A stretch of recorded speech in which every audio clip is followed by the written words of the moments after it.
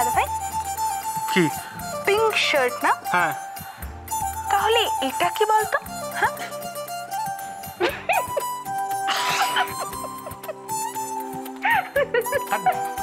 Pink shirt মানে শুধু এইটা না, আমার পিঙ্ক শার্টের সাথে টাইটা। ও আচ্ছা। ধনীদি তাড়াতাড়ি এসো।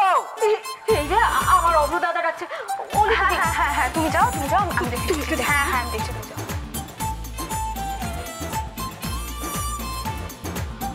দাদা ভাই এটা দেখ তো। এটা দেখেছিস কেন?